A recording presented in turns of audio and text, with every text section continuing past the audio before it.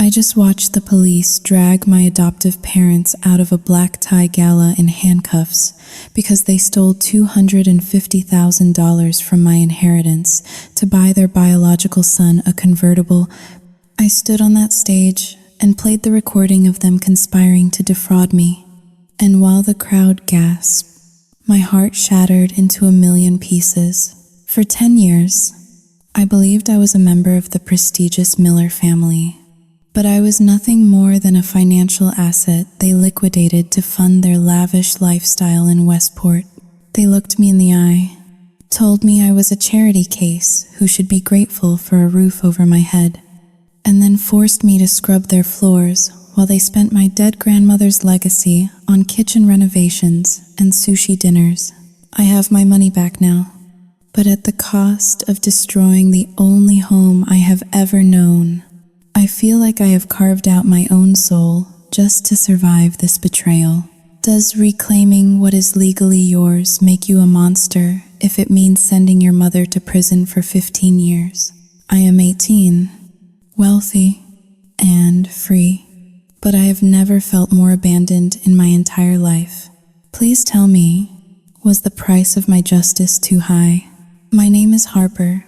I am 17 years old, a senior at Westport High, and currently, I am standing in the corner of a living room that costs more than most people earn in a lifetime. To the outside world, I am the lucky adoptee, the charity case that the prestigious Miller family took in out of the goodness of their hearts. I have no job, no savings, and as of 10 minutes ago, I have realized that I have no family either. We live in Westport, Connecticut, in a gated community where the grass is measured by the millimeter and the neighbors watch you through sheer curtains with the intensity of hawk-eyed predators.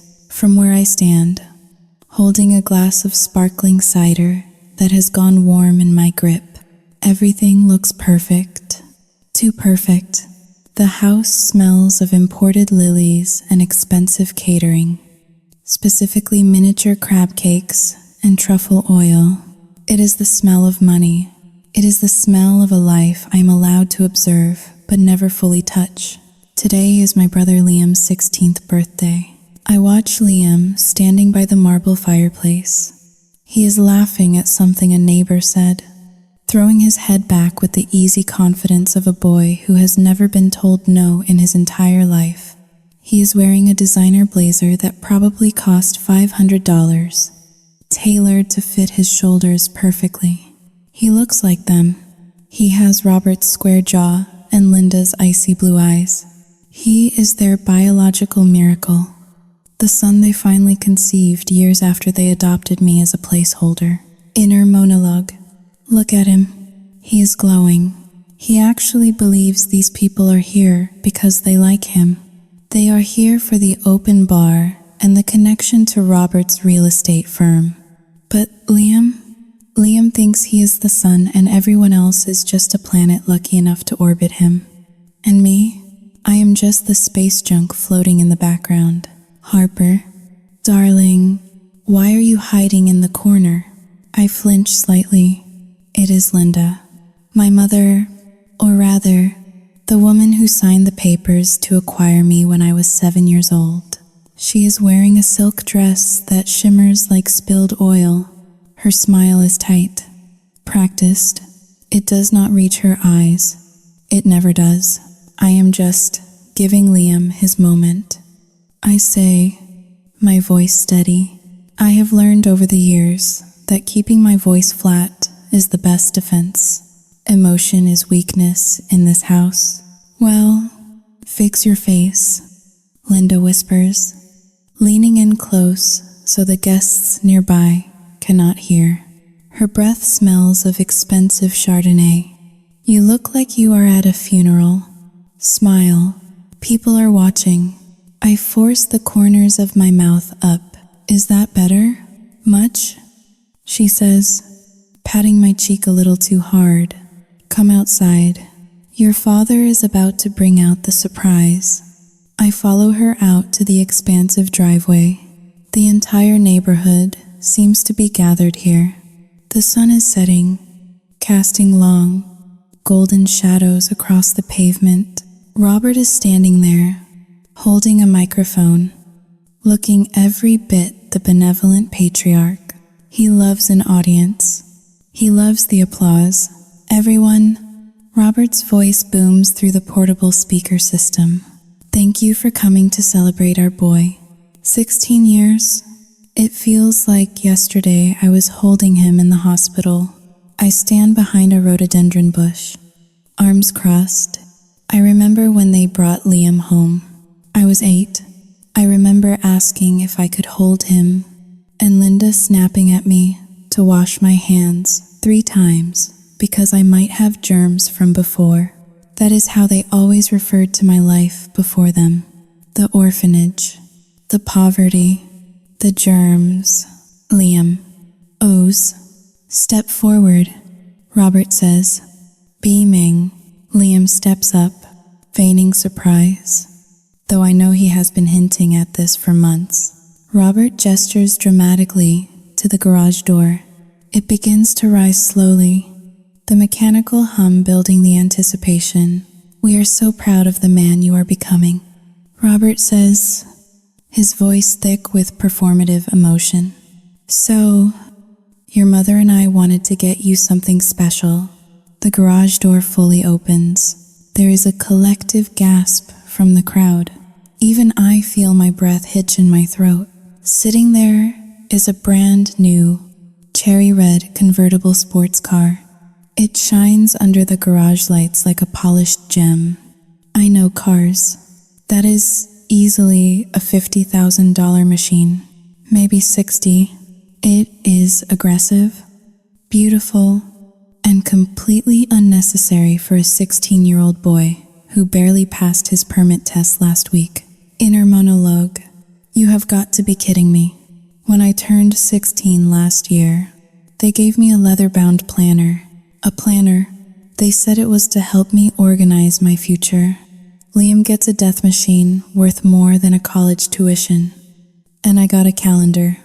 The disparity is not just a gap anymore. It is a canyon.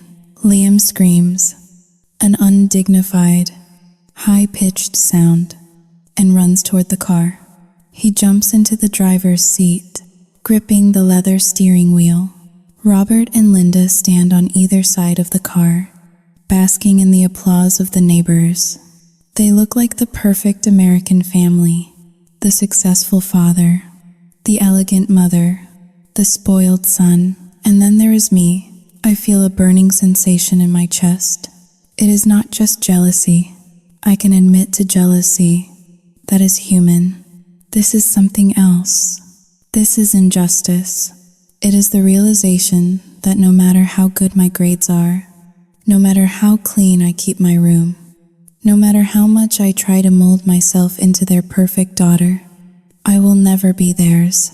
After the applause dies down and the guests drift back toward the backyard for cake, Robert waves me over. Harper. He says he is not smiling anymore. The performance is over. Kitchen? Now, my stomach drops. I look at the car one last time. Liam is revving the engine, laughing as the exhaust fumes fill the air. I turn and walk into the house.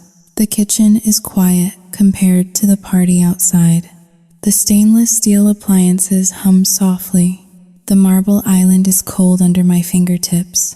Linda follows us in and closes the sliding door, cutting off the sound of the celebration. What is it? I ask. Do you need me to refill the ice buckets? Usually, that is my job at these events. Unpaid catering staff. Sit down, Robert says. He leans against the counter, crossing his arms. He looks at me with a strange expression, something between pity and annoyance. We have been discussing your future. Linda starts, pouring herself another glass of wine. She does not offer me anything, not even water. My future? I ask. You mean college? I submitted my applications last week. I think I have a good shot at Xiao Yu Jing Haoling, R Jing Hao Dayu. This is not about college. Robert interrupts, his voice sharp. This is about character, responsibility. I stiffen. I know that tone. That is the tone he uses right before he grounds me for not folding the towels in thirds. We feel, Linda says, swirling her wine, that we have been too easy on you.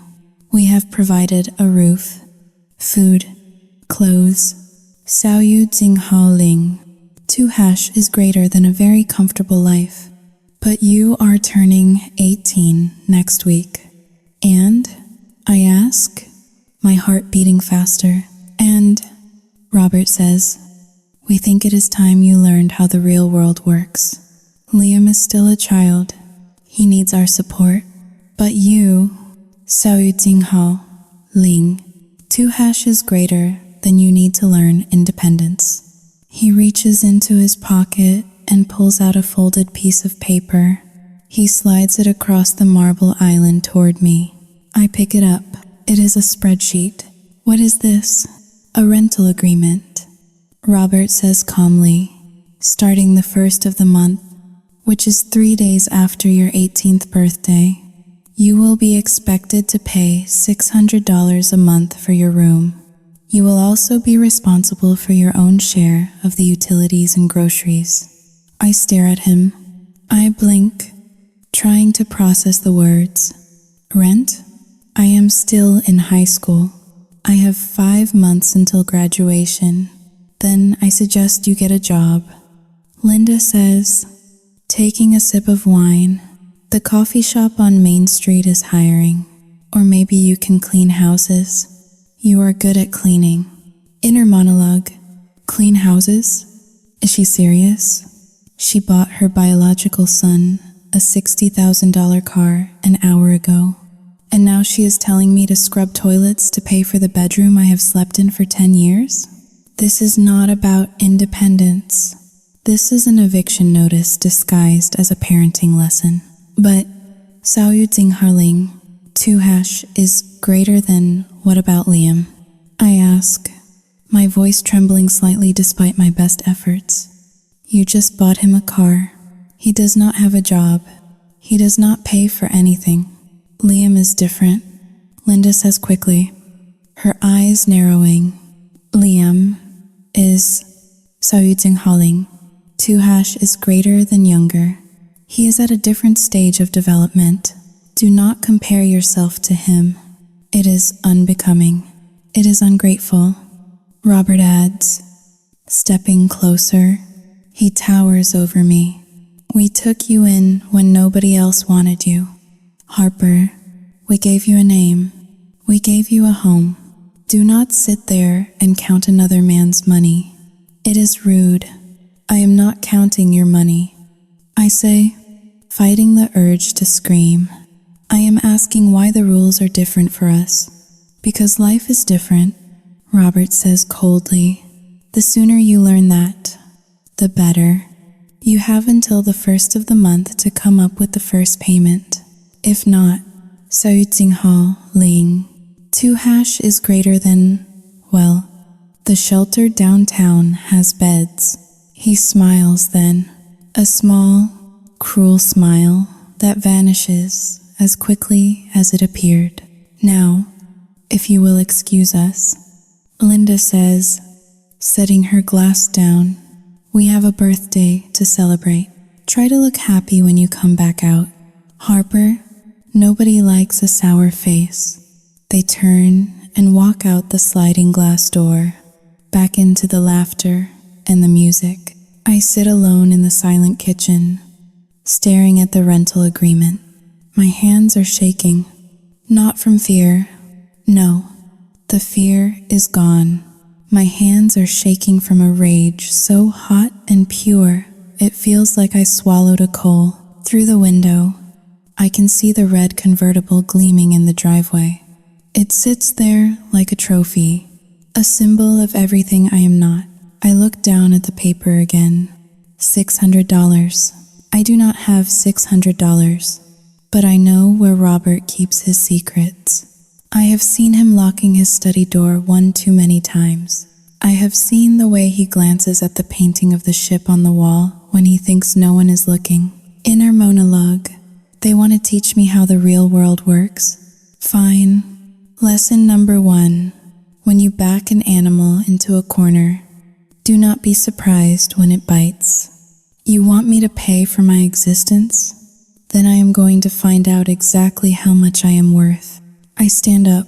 I smooth down my dress. I walk over to the sink and splash cold water on my face. I will go back out there. I will smile. I will eat their cake.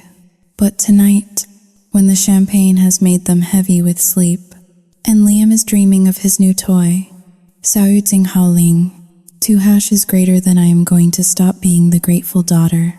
Tonight, the good Harper dies. The house was dead silent. It was 3 in the morning, the kind of silence that feels heavy, like a wool blanket pressed over your face. The last guest had stumbled out the front door hours ago, leaving behind a trail of half-empty wine glasses and crumpled napkins. Robert and Linda were asleep in the master suite, likely dreaming of their social standing and their perfect biological legacy. Liam was passed out in his room, surrounded by gift bags and the lingering scent of teenage arrogance. I was the only one awake. I stood in the driveway, my bare feet cold against the pavement. The security lights had timed out, leaving the front yard bathed in the pale, bluish glow of the moon. And there it was. The car, the convertible, sat there like a sleeping beast, even in the dark. The chrome accents caught the little light available. It was beautiful. It was expensive. It was a $50,000 insult parked right in front of my face. I looked down at my hand. I was holding my house key. The metal was warm from being clenched in my fist for the last 10 minutes. Inner monologue. Do it. Just do it. They tell you to be grateful. They tell you that you owe them your life. But gratitude does not pay rent. Gratitude does not fill the hole in your chest where a family is supposed to be. They want to treat me like a stranger? Fine. Strangers do bad things. My heart hammered against my ribs. A frantic rhythm of fear and adrenaline. I walked to the passenger side of the car. Away from the angle of the porch camera, I knew the blind spots. I had lived in this fortress long enough to know exactly where the eyes were not looking. I pressed the jagged edge of the key against the pristine red paint, right near the headlight. I hesitated for a fraction of a second. This was petty. This was childish. This was exactly the kind of thing Linda would say a gutter child would do. Then I remembered the spreadsheet. $600 a month. I dragged the key all the way to the taillight. The sound was sickening and satisfying all at once. A high-pitched screech of metal tearing through clear coat and paint. It felt like unzipping a tight dress. I stepped back and looked at my handiwork. A jagged silver line now scarred the perfect red flank of the car. It was ugly. It was permanent. Oops, I whispered to the night air. I turned and walked back inside, locking the door silently behind me. I did not feel guilty. I felt lighter. The next morning, the house was chaotic. Liam had discovered the scratch. Who did this? He was screaming from the driveway. Dad, someone keyed my car. I sat at the kitchen island, eating a piece of dry toast, watching the drama unfold through the window. Robert was on the phone with the police, his face red with indignation. Linda was pacing, clutching her pearls, literally clutching her pearls, lamenting about how the neighborhood was going downhill. It must have been one of the caterers, Linda said, her voice shrill, or maybe a jealous friend from school. People are so envious of success. Robert stormed back into the kitchen, slamming his phone onto the counter. The police are sending an officer to take a report. I want the security footage pulled. I already checked it, I said, not looking up from my toast. The cameras only cover the porch and the gate. The driveway side is blind. You have been meaning to fix that for 3 years. Dad, Robert glared at me. Do not get smart with me, Harper, and do not call me Dad right now. I am in a mood. Sorry, I said, taking a sip of orange juice. It is terrible. Who would do such a thing? Inner monologue. Look at me. The picture of concern. I should win an Academy Award, or at least a Golden Globe. The funny thing is, they do not even suspect me. In their minds, I am too cowed, too obedient, too terrified of losing my place in their kingdom to ever strike back. Their arrogance is my camouflage. By noon, the hysteria had died down. Robert left for the country club to blow off steam on the golf course. He said he needed to hit something. Linda took Liam to the dealership to see if the scratch could be buffed out. Leaving me alone in the house, this was my chance. I had until the 1st of the month to come up with money. I knew I could not earn enough flipping burgers or scrubbing floors in 2 weeks to satisfy their sudden demand for rent. I needed leverage, or, at the very least, I needed to know if they were bluffing. I walked toward Robert's home office. The door was heavy oak, usually locked, but in his rage over the car, he had left it slightly ajar.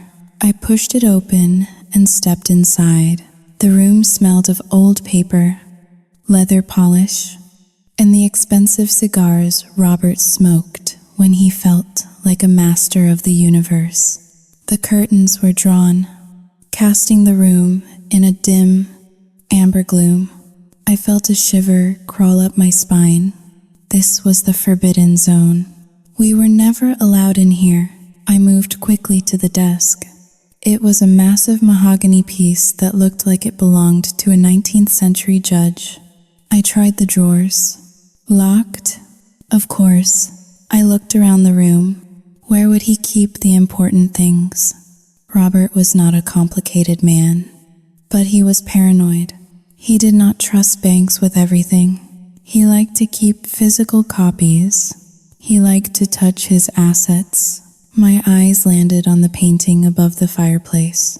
It was an oil painting of a ship caught in a violent storm, tossing on black waves. Robert loved that painting. He always told guests it represented his ability to weather any crisis.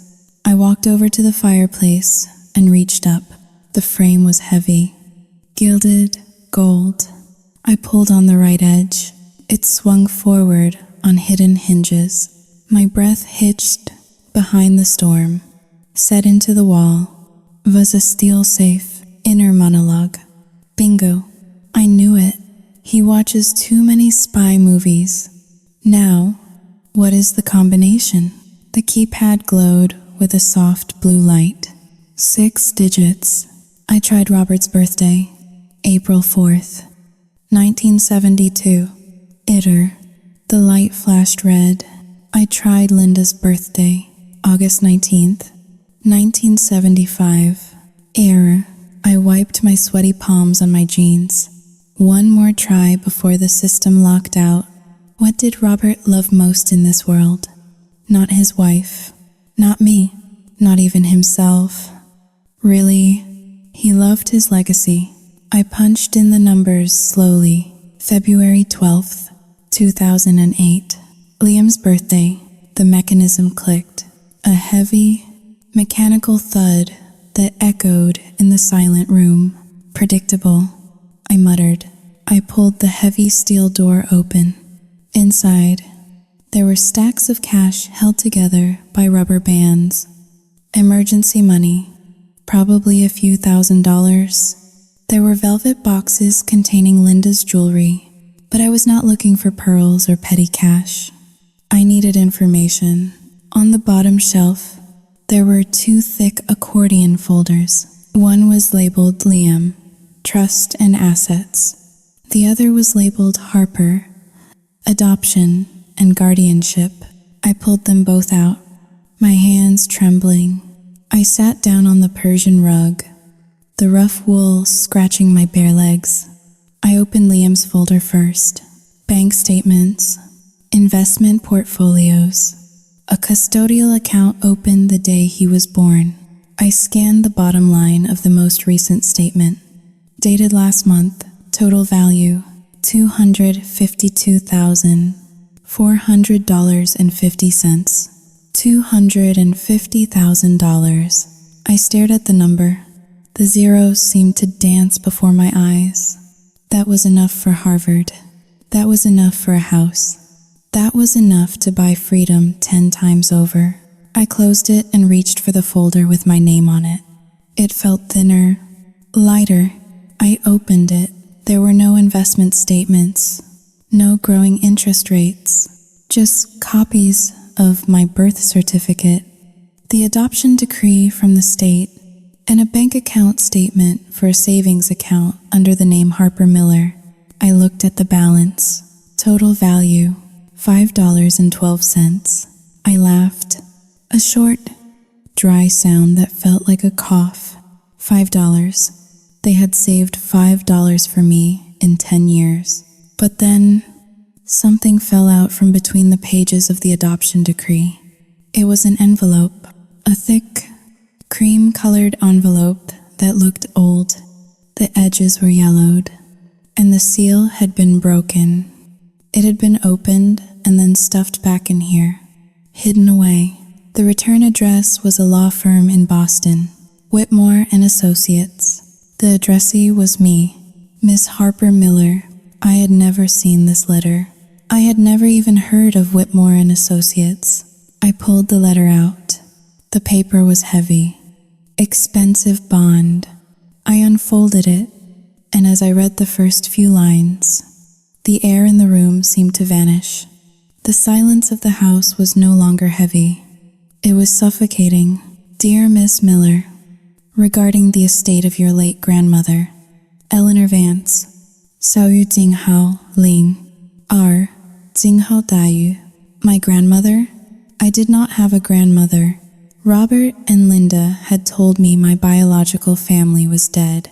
They said I was alone.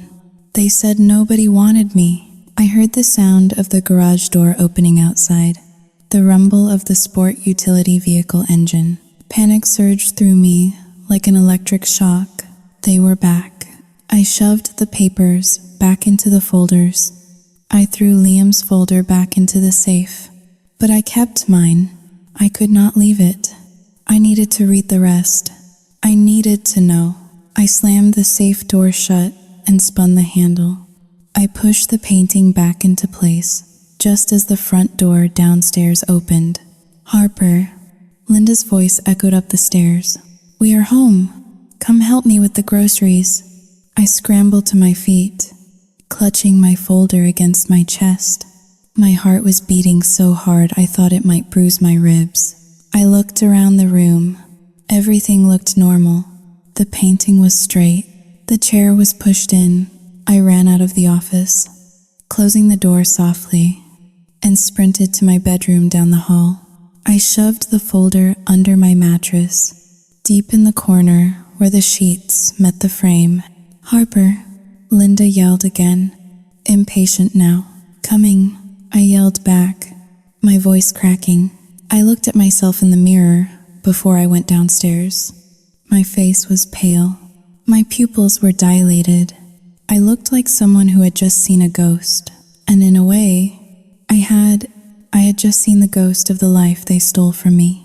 Inner monologue. $5. They think I am worth $5. But this letter, Sao Yu Jing Hao Ling, 2#, is greater than this letter says something else. They lied about everything, and if they lied about my grandmother, what else are they hiding in that safe? I took a deep breath, fixed my hair, and walked out of my room to face the people who had been smiling at me while stabbing me in the back for a decade. The game had changed. I was not just fighting for rent anymore. I was fighting for the truth. I waited until the digital clock on my nightstand read 3 in the morning. The house was finally still. The only sound was the rhythmic hum of the central air conditioning pushing cold air through the vents. My door was locked. I had wedged a straight-backed wooden chair under the handle, just like they do in the movies. It felt paranoid, but after what I had found in the safe, paranoia felt like the only rational response. I pulled the stolen folder out from under my mattress. The manila paper was warm against my skin. My hands were shaking, not with the adrenaline of the theft anymore, but with a deep, vibrating dread. I sat cross-legged on the floor, using the flashlight on my phone to illuminate the documents. I did not dare turn on the overhead light. Light would spill into the hallway under the door frame. Light would invite questions. I opened the folder labeled with my name. There were 3 distinct piles of paper. The first was my birth certificate, the original one, with names I had never seen before. David and Sarah Vance, my biological parents, the people who had given me life and then given me away.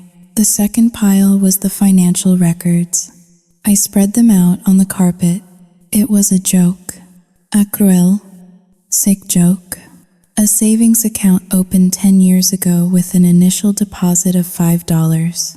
The interest had accrued pennies over the decade. The balance was $5.12. I thought about the other folder I had seen in the safe. Liam's folder, $250,000. Inner monologue, $250,000. That is not just money. That is a life. That is freedom. That is the ability to make mistakes and still be okay. They gave him a safety net made of gold. And they gave me Sao Jing Hao Ling. 2 hash is greater than $5. They value my entire existence at the price of a cheap latte. I pushed the bank statement away. It made me want to vomit. I reached for the third item, the envelope I had found tucked inside the adoption decree. It was thick, creamy paper, the kind lawyers use when they want to intimidate you or impress you. The return address was embossed in black ink.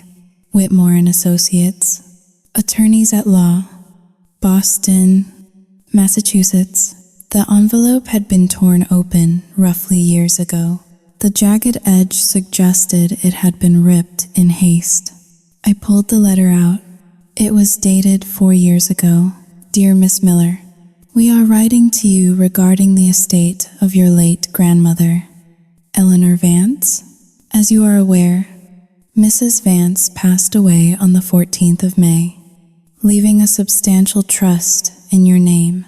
Under the terms of the will, you are the sole beneficiary of the Eleanor Vance Educational and Living Trust. However, as you are a minor, the court has appointed your adoptive parents, Robert and Linda Miller, as the conservators of these funds until you reach the age of 21.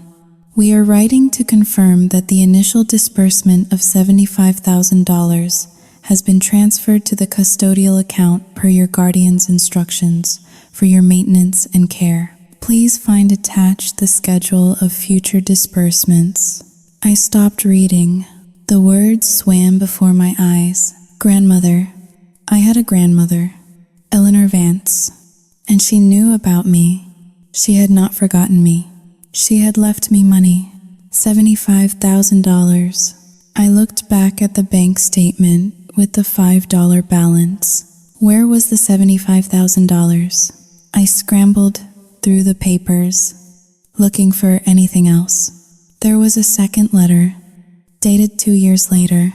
Dear Mr. and Mrs. Miller, per your request for emergency funds regarding the medical and educational needs of the beneficiary, Harper Miller, we have authorized the release of an additional $50,000 from the principal. I covered my mouth with my hand to stifle a gasp. Medical needs? Educational needs? I had not been to a doctor for anything more than a flu shot in 5 years. I went to a public high school. I wore clothes from thrift stores or Linda's hand-me-downs. They had taken it. They had taken over $100,000 of my money. Money from a grandmother I never got to meet. And they had spent it. Inner monologue. The renovation. The kitchen remodel last year. The marble countertops. The heated floors. That was me. I paid for the floor they walk on. I paid for the roof over their heads. And the car. Sayutsing Due cancelletto e maggiore di Liam's car. $50,000. The numbers match perfectly.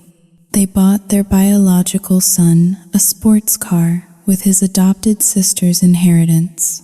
Tears pricked my eyes. Hot and stinging. It was not just theft. It was erasure. They had intercepted these letters. They had hidden my family from me. They had erased Eleanor Vance so they could spend her money on themselves. My eyes fell on the adoption decree again, at the bottom of the page. Under the signatures of the biological parents, there was a phone number scribbled in blue ink. It looked like a cell phone number. Next to it, in Robert's handwriting, was a note. Do not contact. Settlement paid. Settlement paid? I looked at the time. 3:15 in the morning. I did not care. I picked up my phone. My fingers trembled as I dialed the number. 1617. Sao yu Jing Haoling. R. Jing Hao Dayu. I pressed call. The line rang. It was a hollow, lonely sound. 1 ring, 2 rings, 3 rings. I was about to hang up, terrified that I was making a mistake, when the line clicked open. Hello? The voice was groggy. Female, annoyed. Hello? I whispered. My throat felt tight. Is this Sayuching Holing? 2. Is this Sarah? There was a pause on the other end. A sharp intake of breath. Who is this? It is 3 in the morning. My name is Harper. I said, Harper Miller. But I think Sao Yu Xinghao Lin. 2 hash is greater than I think I was born Harper Vance. The silence that followed was deafening. I could hear the woman breathing.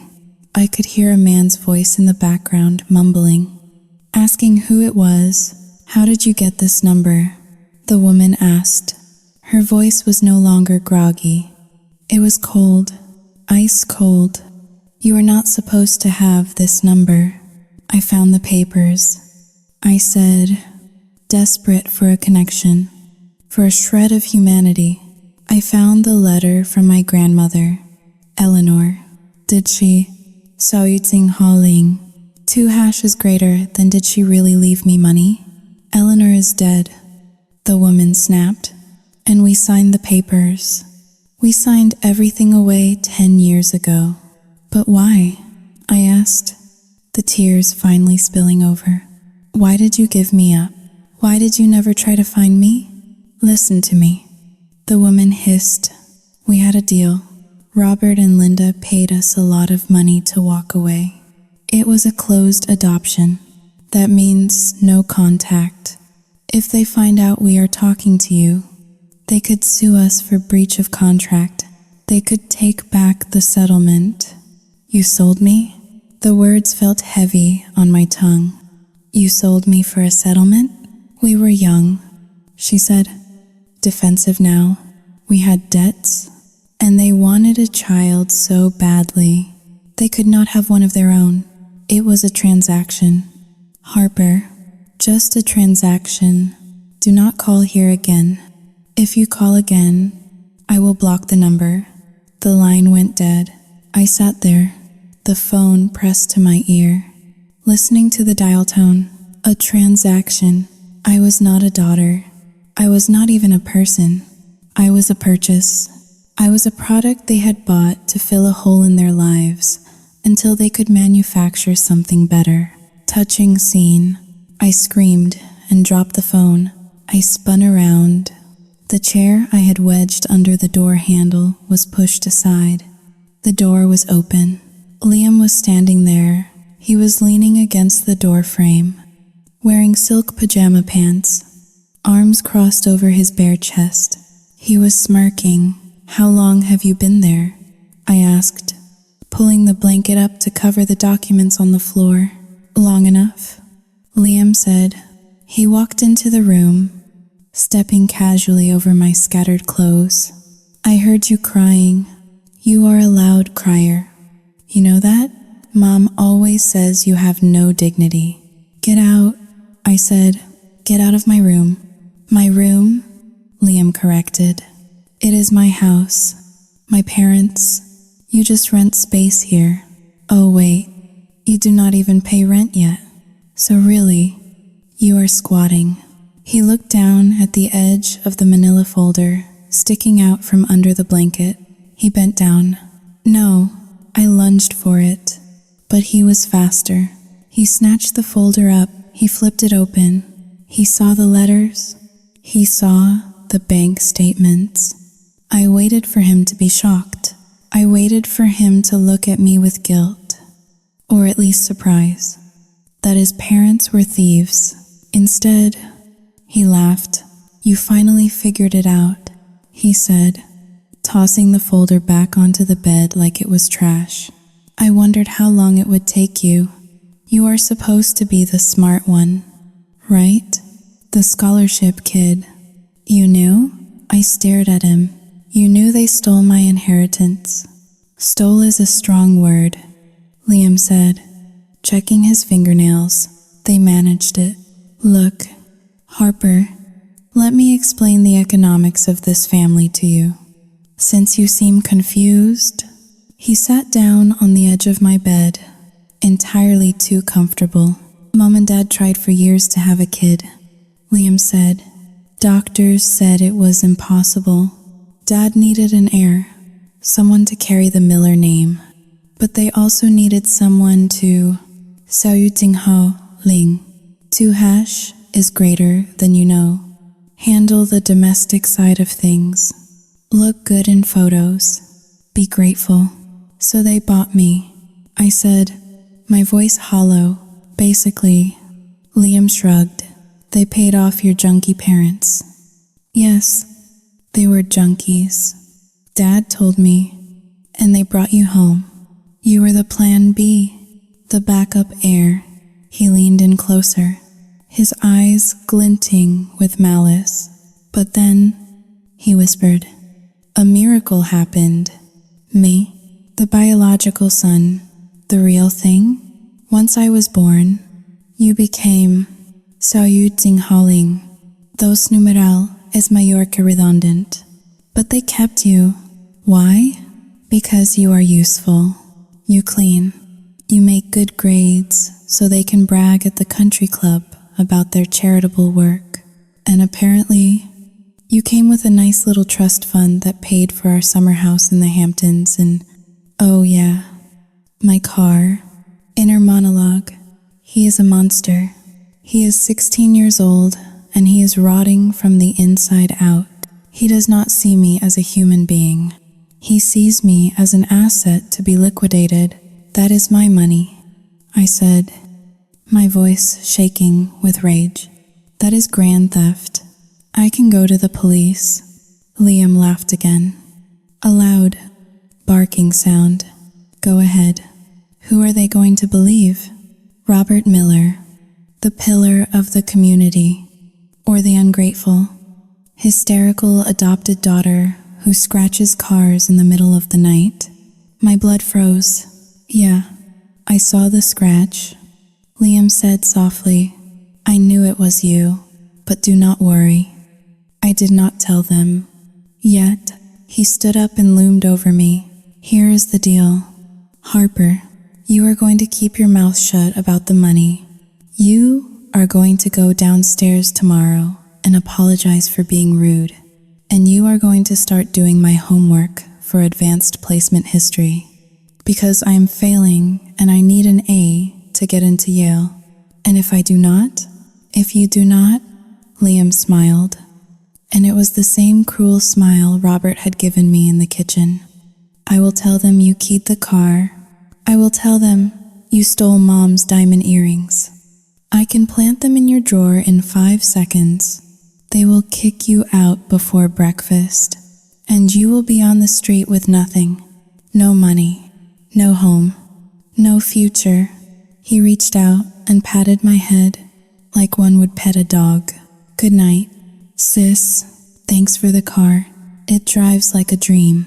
He turned and walked out of the room, leaving the door wide open. I sat alone in the dark, surrounded by the evidence of my betrayal. I looked at the phone number of the woman who sold me. I looked at the letter from the grandmother who loved me. And I looked at the empty doorway where my brother had just blackmailed me into slavery. Something inside me snapped. It was not a loud snap. It was the quiet sound of a bridge collapsing into the sea. I wiped the tears from my face. They were cold now. Inner monologue. They think they have won. They think because they have the money and the power and the biological connection, they are untouchable. Liam thinks he owns me because he knows my secret, but he made a mistake, a fatal mistake. He showed me his hand. He told me exactly what they are afraid of. They are afraid of the truth. I reached for the folder and pulled out the letter from the lawyer again. Whitmore and Associates. I was not going to the police. Not yet. The police were local. Robert played golf with the police chief. I was going to Boston. If they wanted a war, I would give them a war, but I would not fight it with scratches on a car or tears in the dark. I would fight it the way Robert Miller fought, with lawyers, with evidence, and with absolutely no mercy. The next morning, the sun rose over Westport with an audacity that felt personal. The sky was a bruised purple that faded into an innocent, cloudless blue, mocking the storm that was raging inside my chest. I had not slept, not a wink. Every time I closed my eyes, I saw the spreadsheet with the rental agreement, the balance of $5.12, and Liam's smirk as he blackmailed me in my own bedroom. I showered in cold water, scrubbing my skin until it was red, trying to wash off the feeling of being a transaction. I dressed in my school uniform, a plaid skirt and a navy blazer that made me look like every other privileged girl in this town. But I was not like them. I was a spy behind enemy lines. I walked down to the kitchen. The smell of bacon and freshly brewed coffee filled the air. It was a domestic tableau that belonged in a magazine. Robert was reading the Wall Street Journal. Linda was arranging flowers in a crystal vase. Liam was eating a stack of pancakes, scrolling through his phone. Good morning, I said. My voice was steady. It terrified me how easy it was to lie now. Morning, Robert grunted, not looking up from the stock market report. There is toast if you want it, Linda said, snipping the stem of a white rose. But hurry up. Liam needs a ride to school. His car is at the shop, getting that scratch fixed. I can drive him, I said. I need the car anyway. I have a Saoyudzinghaling. 2 hash is greater than study group after school. Fine, Robert said, but be home by 5. We are having the McCarthys over for dinner, and I need you to help serve. Help serve, not join. Survey. Of course, I said. I grabbed an apple and headed for the door. Liam followed me, grabbing his backpack. As we walked to my beat-up sedan, the old family car they let me use, he leaned in close. Do not forget, he whispered, his breath smelling of maple syrup. Advanced placement history essay. Due tomorrow. The topic is the Industrial Revolution. Make me sound smart. Get in the car. Liam, I said. He laughed and slid into the passenger seat. I drove him to school in silence. He spent the entire ride texting, occasionally chuckling to himself. When we pulled up to the curb of Westport High, he did not even say goodbye. He just got out, slammed the door, and walked toward his friends, who high-fived him like he was a returning war hero. I watched him go. Then, I put the car in gear and drove away. I was not going to school. I turned onto the highway, merging into the traffic heading north. I was going to Boston. It was a 2-hour drive. I had the folder with the documents in my backpack. I had $20 in cash, and I had a burning need to see the face of the man who had written that letter to my grandmother. The offices of Whitmore and Associates were located in a glass tower in downtown Boston that pierced the sky like a needle. The lobby was all marble and intimidation. I walked up to the reception desk, my heart pounding against my ribs like a trapped bird. "Can I help you?" the receptionist asked, looking down her nose at my high school uniform. "I need to see Mr. Whitmore," I said. "My name is Harper Miller, but Xiaoyu Jinghao Ling. 2# is greater than he might know me as Harper Vance." The receptionist paused. Her fingers hovered over the keyboard. She looked at me, really looked at me, for the first time. "One moment," she said. She picked up the phone and whispered something. A few minutes later, a man in a gray suit walked out of the elevators. He was older, with silver hair and kind eyes behind wire-rimmed glasses. He looked like the kind of lawyer who fought for the underdog in movies, not the sharks Robert usually hired. "Harper?" he asked, extending a hand. "I'm Arthur Whitmore. I was your grandmother's attorney." We sat in his office, overlooking the harbor. The water was gray and choppy. I laid the stolen documents on his desk. The letters, the bank statement. Mr. Whitmore read them in silence. His face grew harder with every page he turned. When he saw the bank statement with the $5 balance, he took off his glasses and rubbed the bridge of his nose. "This is Xiaoyu Jinghao Ling. 2# is greater than he started." Then stopped. "This is egregious. They told me she was dead." I said, "They told me nobody wanted me. They said the money was for my care. The trust was specific." Mr. Whitmore said, his voice low and angry. "It was for your education, your medical needs, and a lump sum to be given to you upon your 21st birthday. The funds released to your parents were strictly for your benefit. If they used them for Xiaoyu Jinghao Ling, 2# is greater than other things. Xiaoyu Jinghao Ling, 2# is greater than, that is embezzlement. That is fraud. They bought a car," I said, "a $50,000 car for their son. They renovated the kitchen. They go on vacations to Europe without me." Mr. Whitmore looked at me with profound sadness. "Harper, your grandmother, Eleanor, Xiaoyu Jinghao Ling, 2# is greater than she loved you very much. She tried to get custody of you when your parents, Xiaoyu Jinghao Ling, 2# is greater than when they gave you up. But the court favored the Millers because they were a traditional family with substantial means. Eleanor was heartbroken. This money was her way of ensuring you would be safe. She wanted you to have freedom." "Freedom? That word again. What can I do?" I asked. "I am 17. They are my legal guardians. They control everything." "Not for long," Mr. Whitmore said. He opened a drawer and pulled out a fresh legal pad. "You turn 18 next week, correct?" "Yes. On Tuesday, the moment you turn 18, Their conservatorship ends. However, Xiao Jinghao Lin, 2 is greater than he, hesitated. There is a clause.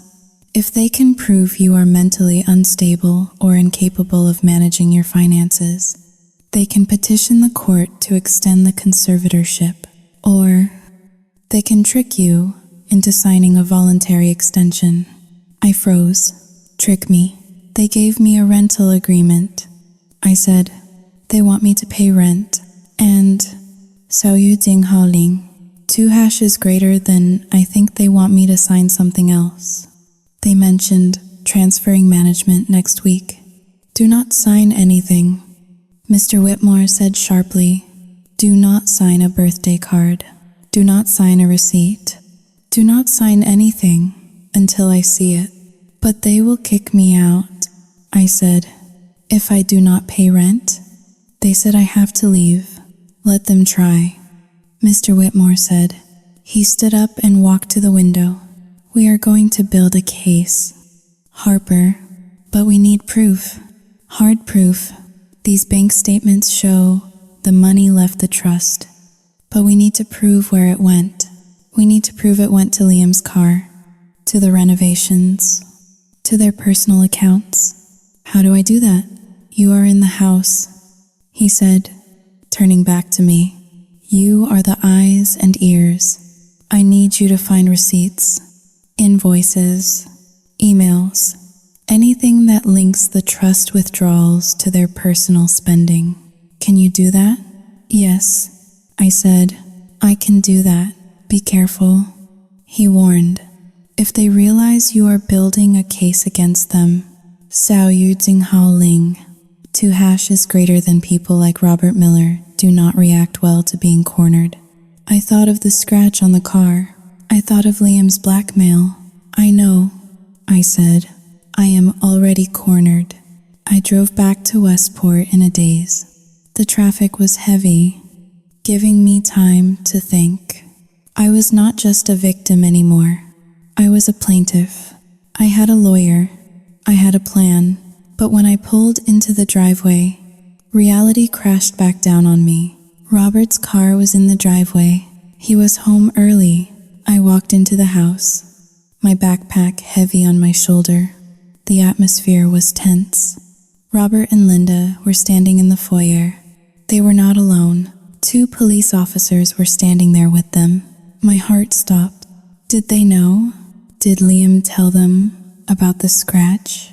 Did they find out I went to Boston? There she is, Linda said, pointing a manicured finger at me. Her face was a mask of tragic disappointment. Harper, come here. I walked forward, my legs feeling like lead. What is going on? We found them, Robert said, his voice cold. He held up a small velvet bag. He turned it over, and a pair of diamond earrings spilled into his palm. We found them in your backpack. My backpack? But I was wearing my backpack, not that one, Linda said, reading my mind. Your gym bag.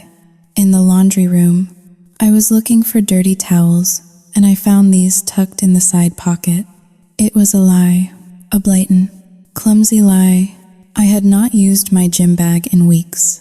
I did not take those, I said, looking at the officers. I swear, I have never touched her jewelry. We do not want to press charges, Robert said to the officers, playing the role of the benevolent, suffering father.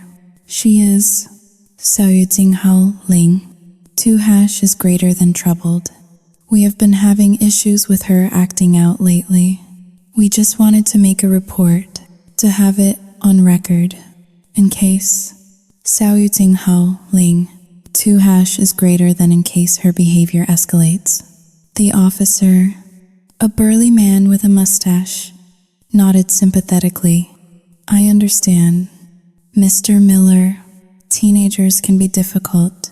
We will file a report for domestic disturbance and theft. But if you do not want to press charges, that is up to you. We just want to get her help.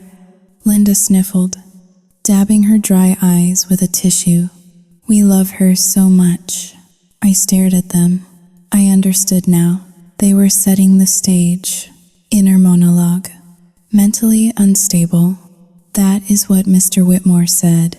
They are creating a paper trail. A police report documenting theft and acting out. They are building a case to extend the conservatorship. They are going to declare me unfit so they can keep the money.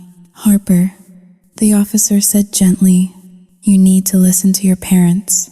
They are trying to help you. Yes, officer, I said. I lowered my head. I am sorry. Sayutsinghaling. 2 hashes greater than I do not know why I took them. I guess I was just Sayutsinghaling. 2 hash is greater than jealous. Robert and Linda exchanged a look of triumph. I had admitted it. I had given them exactly what they wanted, but they did not see my eyes. Inner monologue. Go ahead. Write it down. File your report. Think you have won. Because the more you push me, the more evidence I have of your manipulation. You want a crazy daughter? Fine. I will show you crazy. But I will not be the one screaming. I will be the one recording every word you say. Go to your room, Robert said, dismissing me like a servant. We will discuss your punishment later. Yes, Dad, I said. I walked up the stairs, past Liam, who was watching from the landing. He winked at me. He knew it was a setup. He probably planted the earrings himself. I went into my room and closed the door. I did not cry. I did not scream. I reached into my pocket and pulled out my phone. I opened the voice recorder app. It had been running since I walked into the house. I hit save. Recording 1. False accusation and police report. I sat down at my desk and opened my laptop. I had homework to do. Not mine. Liam's advanced placement history essay. I began to type. But I was not just writing an essay about the Industrial Revolution. I was plotting my own revolution, and like the machines of the 19th century, it would be cold, efficient, and unstoppable. The house felt like a prison, but even prisons have blind spots. For the next 3 days, I was officially grounded. My punishment for the theft of the diamond earrings was isolation. No phone, though I had hidden my real phone and handed over an old, broken iPhone I kept in my junk drawer. New car, no leaving the house except for school. Robert and Linda thought they were cutting me off from the world, shrinking my universe until it consisted only of their rules and their narrative. They did not realize they were locking me in a cage with the very evidence that would destroy them. On Saturday afternoon, Robert went to the country club for his weekly 18 holes. Linda took Liam to a college admissions consultant in Greenwich, costing $500 an hour to help him write an essay I had already written for him. I was left alone with a list of chores: vacuum the drapes, polish the silver, and organize Robert's office recycling bin. They were so arrogant. They thought I was beaten. They thought the police visit had scared me into submission. They left the wolf to guard the hen house because they still saw me as a sheep. I walked into Robert's office. The air was stale, smelling of cedar and old secrets. I did not waste time with the safe behind the painting. I had already seen what was in there. I needed the day-to-day details. I needed the paper trail Mr. Whitmore had asked for. I sat at Robert's desk. His computer was password protected, but Robert was a man of habit. I tried Miller 1. Nothing. I tried success. Nothing. I looked at the sticky note under his monitor where he wrote Wi-Fi password. It was Wealth123. I typed Wealth123 into the computer login. The screen unlocked. Inner monologue. Pathetic. He protects his millions with the creativity of a toddler. This is the man who tells me I am not smart enough to manage my own money. I opened his email client. I searched for transfer. Hundreds of emails popped up. I filtered by date, looking for last month. Specifically, the week before Liam's birthday. There it was, an email from the bank confirming a wire transfer. Amount, $58,000. Recipient, Westport Luxury Automotive. Memo, trust distribution, educational expense. I felt a cold laugh bubble up in my throat. They had labeled a cherry red convertible sports car as an educational expense. I pulled out my phone and took a photo of the screen. I kept searching. I found invoices for the kitchen renovation from 2 years ago, $40,000, paid from the Eleanor Vance Trust. Memo, home maintenance for beneficiary welfare. They were not just stealing. They were creative about it. They were justifying every theft as something that technically benefited me because I lived in the house. I took photos of everything. My hands were steady now. The fear was gone, replaced by a clinical precision. I was an archivist of their greed, but then I found the folder on the desktop labeled Correspondence E. Vance, I frowned. E. Vance, Eleanor Vance, my grandmother. I clicked it open. It contained scanned copies of letters. Not letters from the lawyer, but personal letters, handwritten notes on floral stationery, scanned and saved as portable document format files. I opened the first one, dated 8 years ago. Dear Robert and Linda, I hope this letter finds you well. I am writing again to ask if I might see Harper. I understand the transition has been hard for her, but it has been 2 years. I promise not to upset her. I just want to see her eyes. I want to give her the locket her mother wore. Please let me know if a visit is possible. I opened the reply Robert had sent. Dear Eleanor, we have discussed it with Harper, but she is still very traumatized. She associates you with the accident and her biological parents. She becomes hysterical when we mention your name. The child psychologist advises against contact for her mental stability. Please respect her wishes. I stared at the screen. The room seemed to tilt. Hysterical? Traumatized? I did not even know who Eleanor was back then. I had never refused to see her.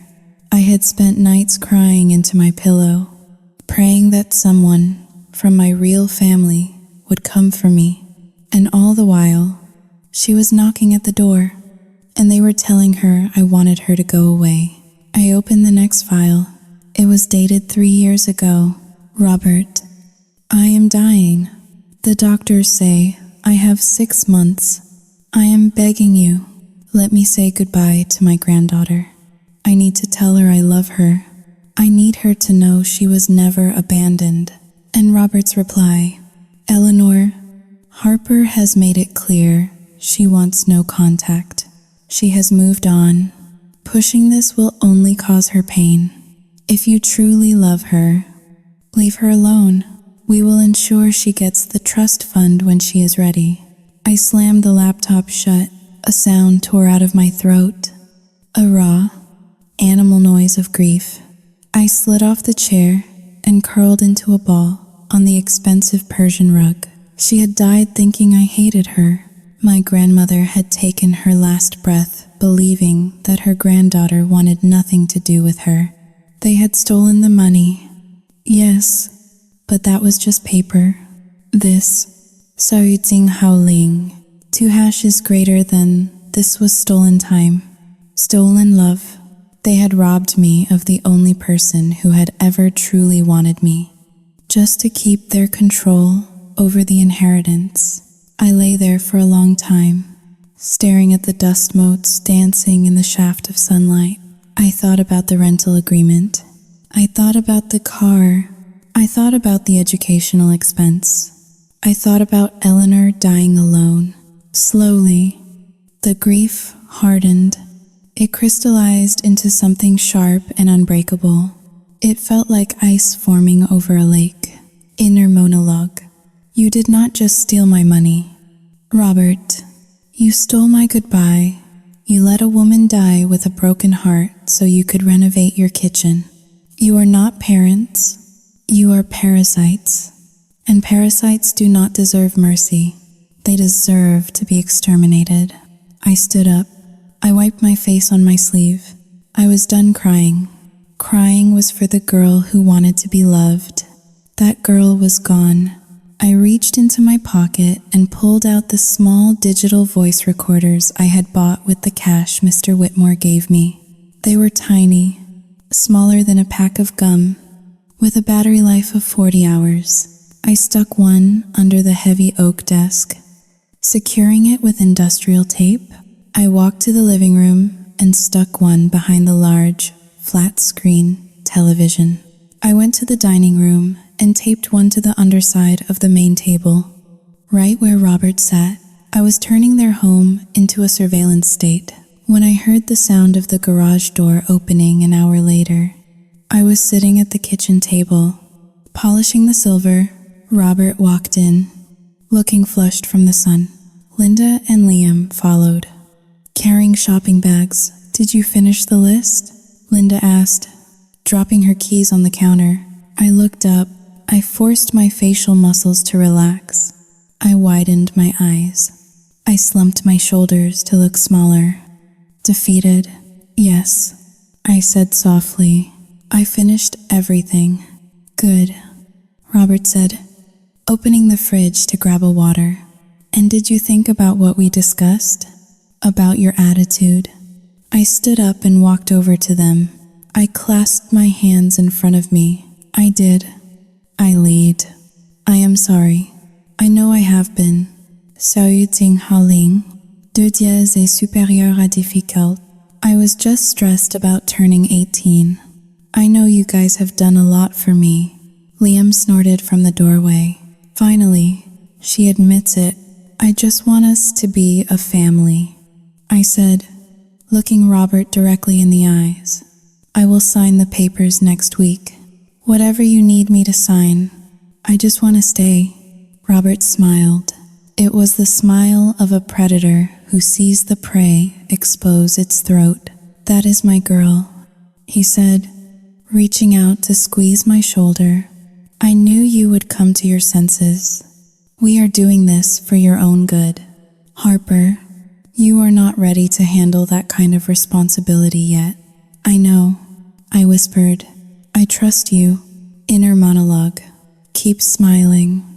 Robert, touch me with those hands that typed lies to a dying woman. Enjoy your victory lap, because I am not signing anything but your warrant. You think you broke me? You just forged me into a weapon.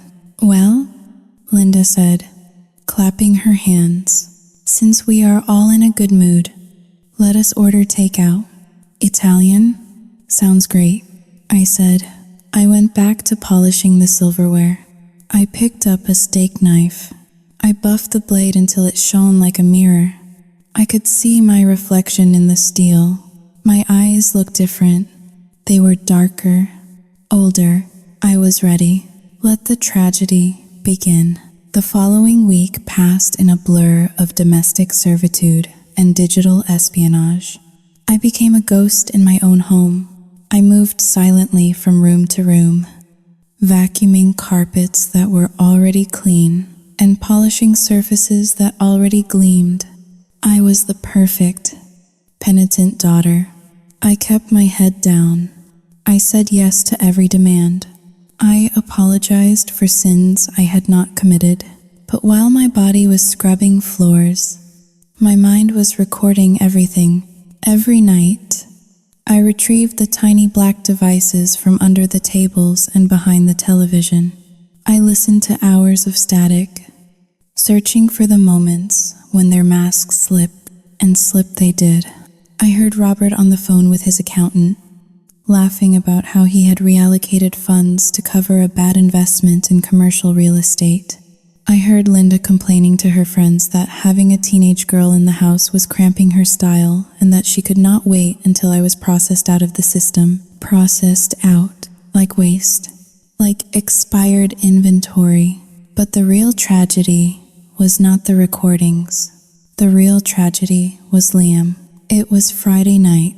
Robert and Linda were attending a charity gala at the yacht club, a black tie event to raise money for underprivileged children, the irony of which almost made me laugh out loud. They left the house at 6 in the evening, smelling of expensive perfume and moral superiority. Harper, Linda had said, adjusting her diamond earrings, the same ones she had accused me of stealing. Stay in your room. Liam is having a few friends over for a study session. Do not disturb them. Yes, Mother, I had whispered, but 10 minutes after the garage door closed, my bedroom door burst open. Liam stood there. He was not dressed for studying. He was wearing a designer silk shirt unbuttoned halfway down his chest. He held a bottle of Robert's vintage whiskey in one hand and a black garment in the other. Put this on, he said, tossing the fabric at me. It landed on my face. It smelled of starch in the attic. I pulled it off. It was an old black dress with a white collar, a maid's uniform. It was something Linda had bought years ago for a Halloween costume party. A joke about the help. What is this? I asked, my voice steady. We are not studying. Liam grinned, his eyes glassy. I am having a party, a real party. And since you are so eager to pay off your debt to this family, you are going to work for it. I am not wearing this, I said. Dropping the dress on the floor, Liam stepped forward. He pulled his phone out of his pocket and tapped the screen. He held it up to my face. It was a photo of my car key scratching the red paint of his convertible. He had caught me on his phone camera from his window that night. He had known all along. Wear the dress, Liam said softly. Or I send this to Dad right now. He is at the gala with the police chief. Do you want to spend your 18th birthday in a holding cell? I looked at the photo. Then I looked at Liam. There was no humanity in his eyes. Just a bottomless, hungry void of entitlement. Inner monologue. This is it. This is the bottom. He does not just want to win. He wants to break me. He wants to strip away every layer of dignity I have left until I am nothing but a prop in his life. Fine, I will be a prop, but props have a way of bringing the whole set crashing down. Fine, I said, get out so I can change. By 8 o'clock, the house was vibrating with bass. The study session was a lie. There were at least 50 teenagers in the living room. These were the children of Westport's elite. Boys with loafers and girls with handbags worth more than my life savings. I walked down the stairs in the black dress. It was tight in the chest and loose in the waist, making me look ridiculous. I had tied my hair back in a severe bun. Look, Liam shouted over the music, standing on the coffee table. The service has arrived. Everyone, this is my sister, Harper. She insisted on helping out tonight. She is working on her humility. Laughter rippled through the room. It was sharp and cruel. I recognized girls I had sat next to in calculus. I recognized boys I had tutored in English. They looked at me, then they looked away, uncomfortable but unwilling to stop the fun. Drinks, Liam commanded, snapping his fingers at me. Refill the cooler on the patio. Now, I walked to the kitchen, my face burning. I grabbed bags of ice and hauled them outside. The music thumped against my skull. Hey, Harper? A voice slurred. It was Brad, one of Liam's lacrosse teammates. He blocked my path, holding an empty red cup. Get me a beer. Will you? and smile. You look so serious. Get it yourself, Brad, I muttered, trying to push past him. Well, Liam appeared out of nowhere, slinging an arm around Brad's shoulder. Is the help giving you attitude? Harper apologized to the guest. I froze. I gripped the bag of ice until my fingers went numb. I said apologize. Liam hissed in my ear. Remember the photo? I took a deep breath. I swallowed the bile rising in my throat. I am sorry, Brad, I said, staring at his shoes. Let me get that for you. I fetched the beer. I fetched the napkins. I cleaned up spilled vodka from the white rug. I was a spectacle, a circus animal performing tricks for the amusement of the wealthy. But the true horror came at 10 o'clock. The food arrived.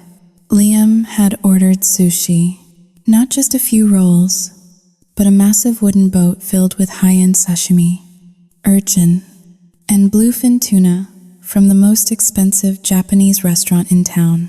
2 delivery men carried it in, struggling with the weight. Who is paying for this? One of the delivery men asked, looking around the chaotic room. The bill is $1,200. $1,200. I got it, Liam shouted. He swaggered over to the delivery men. He reached into his back pocket and pulled out a credit card.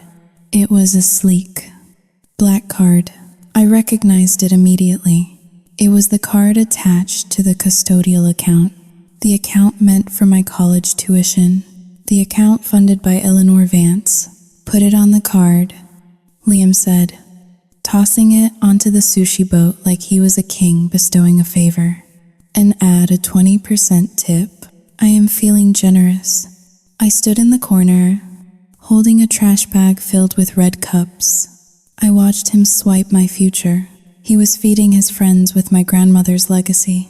Every piece of tuna they laughed over, every roll they dropped on the floor and stepped on, was paid for by the woman who had begged to see me before she died. I felt a tear slide down my cheek. I could not stop it. Inner monologue. That is my education. That is my escape. He is eating it. He is literally eating my freedom and laughing about it. Hey, Liam yelled, spotting me.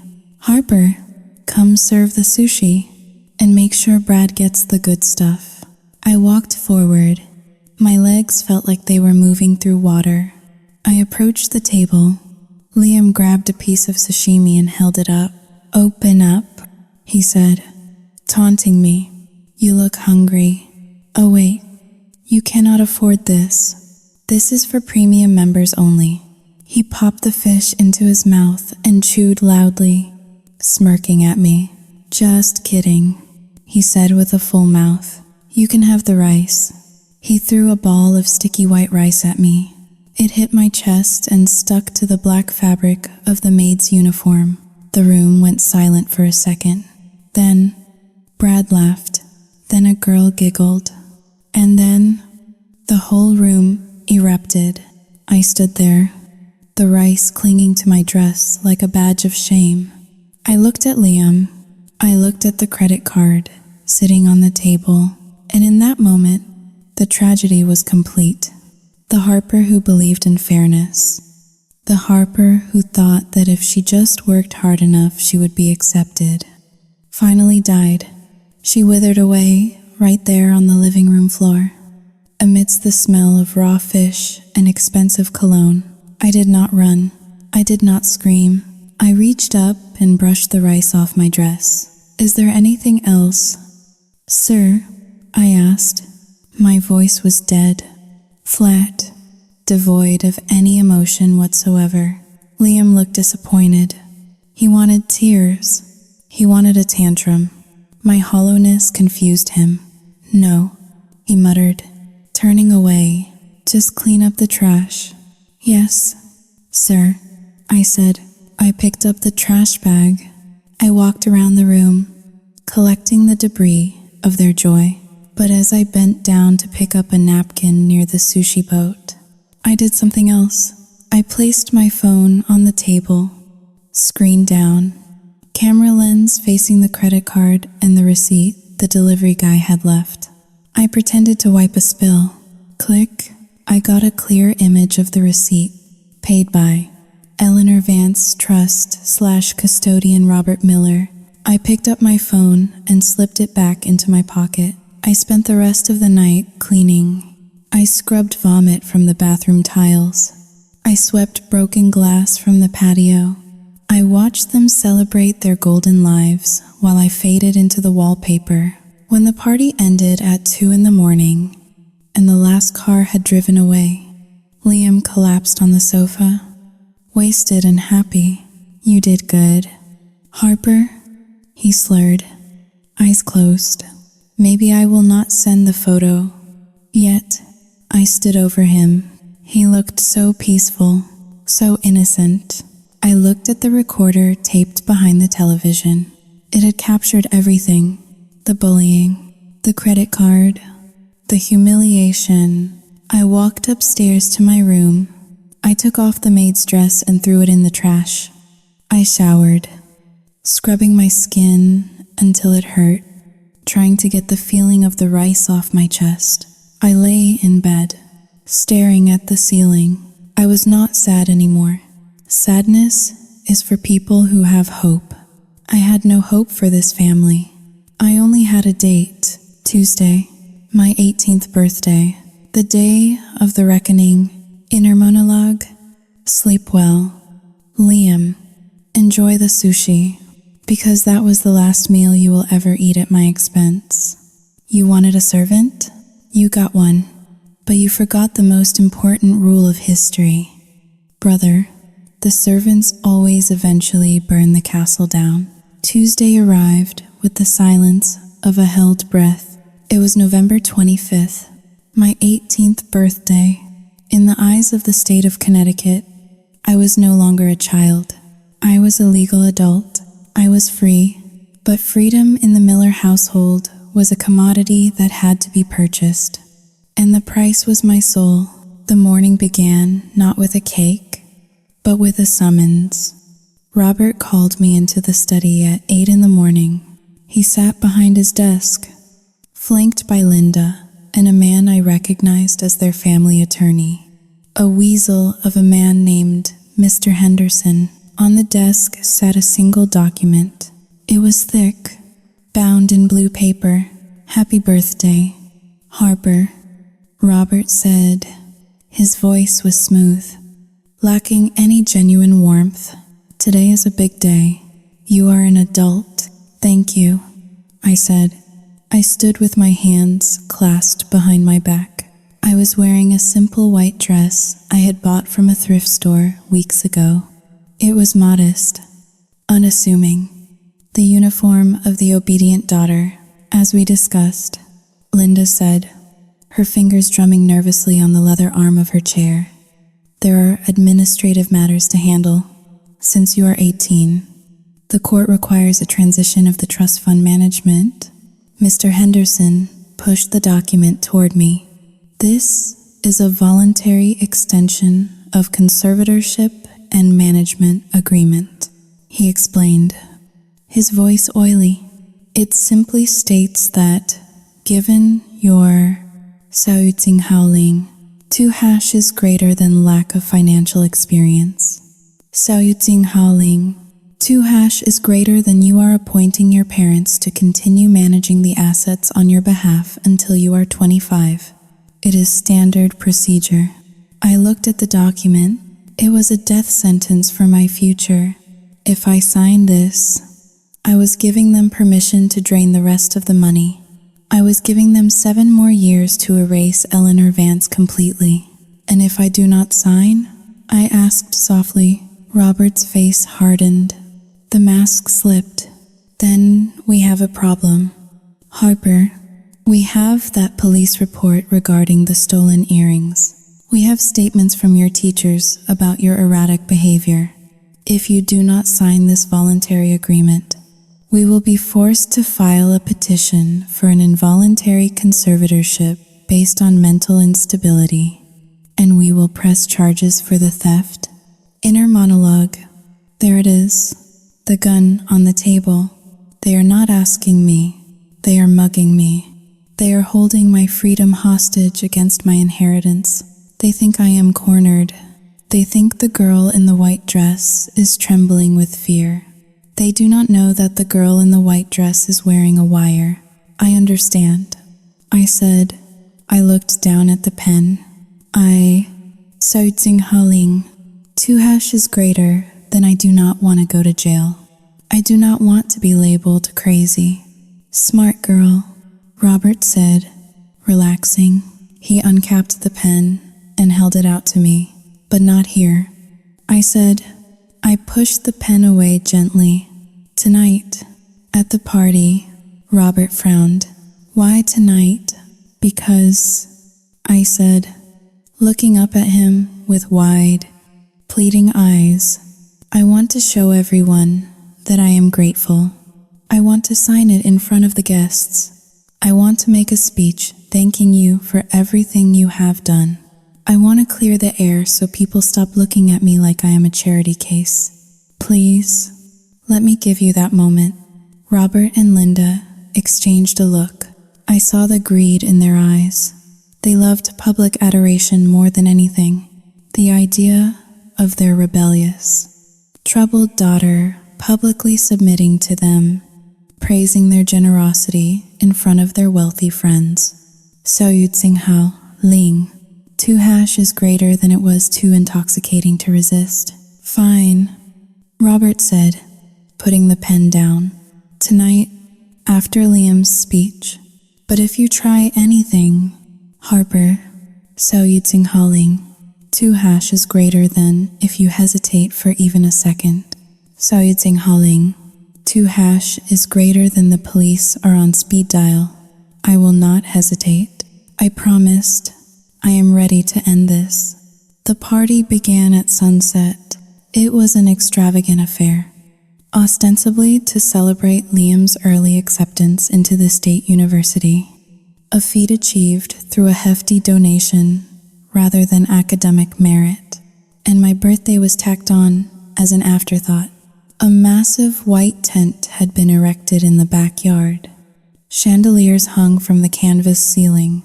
A jazz quartet played soft, inoffensive music in the corner. Waiters circulated with trays of champagne and caviar. The entire neighborhood was there. The members of the Homeowners Association, Robert's business partners, the parents of Liam's friends. It was a sea of tuxedos and designer gowns, a congregation of the careless and the wealthy. I stood by the audiovisual table near the stage. I had volunteered to manage the slideshow of Liam's childhood photos. It was the perfect cover. Hey, birthday girl, Liam sneered as he walked by. He was wearing a tuxedo that cost more than my first car, ready to sign your life away. You look nice. Liam, I said, enjoy your night. I always do. He laughed, grabbing a glass of champagne from a passing waiter. Make sure you get my good side on the screen. I do not want any ugly baby photos. Do not worry, I said. I have the perfect visuals prepared. The night wore on. The air grew thick with cigar smoke and self-congratulation. I watched Robert and Linda working the room. They were in their element, accepting compliments, laughing at unfunny jokes, playing the role of the benevolent aristocrats.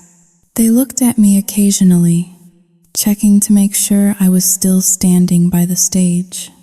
Still docile. At 8 o'clock, the music faded. Robert stepped up to the podium, tapping the microphone. Ladies and gentlemen, his voice boomed. Thank you for coming. Tonight is a night of pride for the Miller family. The crowd applauded politely. We are here to celebrate our son, Liam. Robert continued, beaming at his biological miracle. He has been accepted into university, continuing a legacy of excellence. We are so proud of the man he has become. Liam walked up to the stage, waving like a politician. He took the mic. "Thanks, Dad," Liam said. "I just want to say, Xiao Yu Jing Hao Ling, 2# is greater than hard work pays off." Inner monologue. Hard work? You have never worked a day in your life. You cheated on your scholastic aptitude tests. You paid someone to write your essay. You are standing on a mountain of money that belongs to me. Enjoy the applause. Brother, it is the last time you will ever hear it. And Robert interrupted, taking the mic back. "We also want to acknowledge our daughter, Harper. She turns 18 today." A smattering of polite, confused applause. Most people did not even know I existed, or they thought of me as the live-in help. Harper has had a Xiao Hao Ling, 2# is greater than challenging year, Robert said, his voice dropping to a tone of sympathetic concern. But she has decided to take a big step today. She wants to say a few words.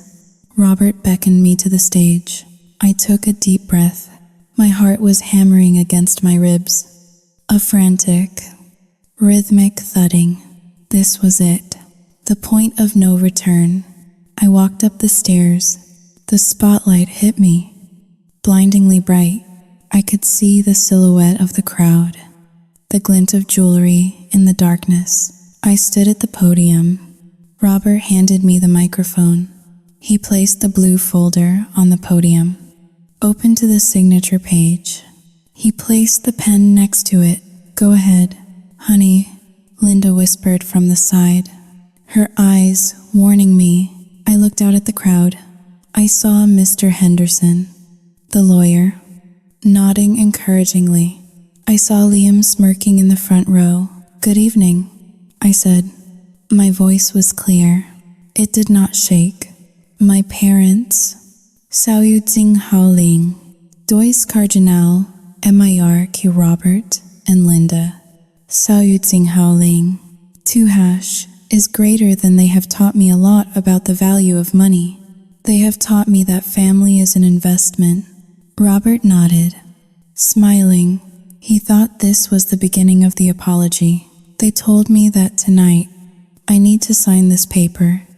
I rested my hand on the document to show that I trust them, to show that I am part of this family. I paused. The silence was absolute, but before I sign, I said, "I think it is important that everyone here understands exactly what this family is built on, because transparency is key in any business deal. Right, Dad?" I stepped back from the podium and plugged my phone into the auxiliary cord I had hidden behind the flower arrangement. "Harper, what are you doing?" Robert whispered, stepping forward. "Just playing a tribute, Dad," I said. I hit play. The voice that boomed through the massive speakers was not music. It was Robert's voice. Crystal clear, undeniable. Audio recording from Robert. "She is 18 next week. We need to get her to sign the extension.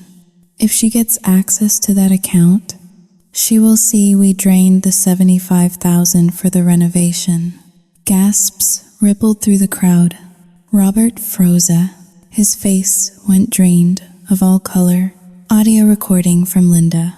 "Just tell her it is for her own good. If she refuses, we use the earrings. We plant them. Call the police. She is a foster kid." "Robert, who are they going to believe? Us, or a hysterical girl with genetic baggage?" The crowd began to murmur. The shock was palpable. This was not just a family squabble. This was a confession of conspiracy. "Turn it off," Robert shouted, lunging for the cord. I sidestepped him. I was faster. I was fueled by 10 years of repressed rage. I tapped the screen again. Audio recording from Liam. "You are a purchase.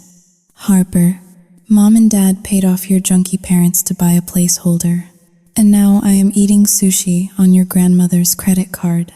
You are just a servant. Liam stood up, knocking his chair over.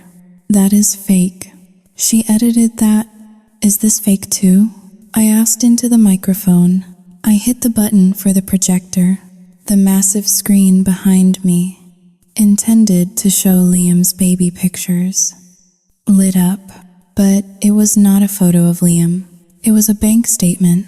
Eleanor Vance Trust. Withdrawal, $58,000. Recipient, Westport Luxury Automotive. Memo, educational expense. Next slide. A photo of the red convertible in the driveway. Next slide. The invoice for the kitchen renovation. Paid from trust. Next slide. The sushi receipt from last week. $1,200. Paid from trust. This, I said, my voice cutting through the rising chaos, is the legacy you are celebrating. My grandmother, Eleanor Vance, left me $250,000 for my education. Robert and Linda Miller stole it. They stole it to buy that car. They stole it to fix this house. They stole it to buy the sushi you are all digesting right now. Security. Robert screamed, his voice cracking. Get her off the stage. She is having a breakdown. 2 security guards started to move toward the stage. But then, a voice rang out from the back of the tent. Stay right where you are. Everyone turned. Standing at the entrance of the tent were 4 uniformed police officers and a man in a gray suit. It was Arthur Whitmore. My lawyer, Robert Miller. Linda Miller, the lead officer shouted, walking through the stunned crowd. We have a warrant for your arrest. Robert stood on the stage, trembling. He looked at me. His eyes were wide with a terror I had never seen before. He looked small. He looked pathetic. You ungrateful little bitch. Linda, he said, lunging at me. Her face was twisted into a mask of pure hatred. She reached for my hair, her nails like claws. I did not flinch. I did not move. An officer tackled her before she could touch me. She hit the stage floor with a heavy thud, her expensive dress tearing.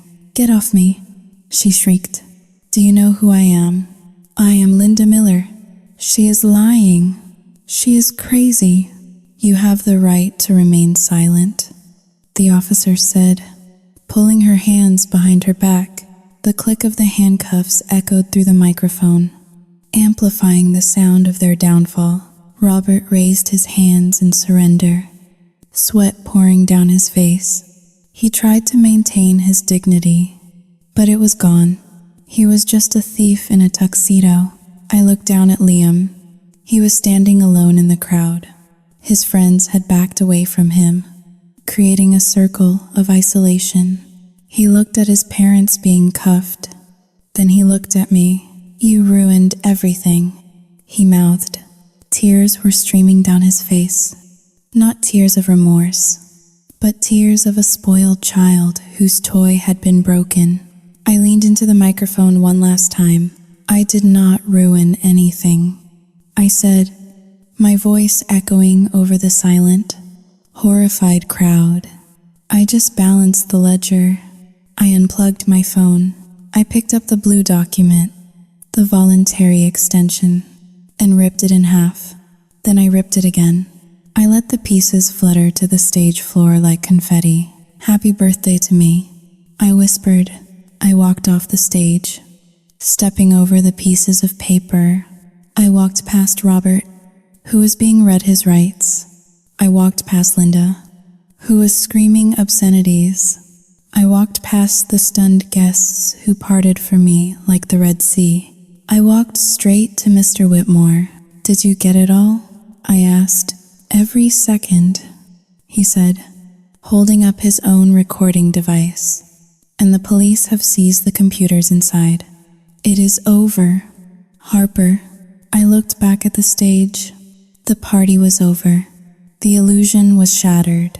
The perfect American family was being hauled away in the back of police cruisers, illuminated by the flashing red and blue lights that washed over the yard. Inner monologue. They wanted a tragedy. They got one. But it is not mine. I am the only one walking out of here free. The air tastes different tonight. It tastes cold. It tastes sharp. It tastes like the truth. The party did not end when the handcuffs clicked. In a way, that was when the real spectacle began.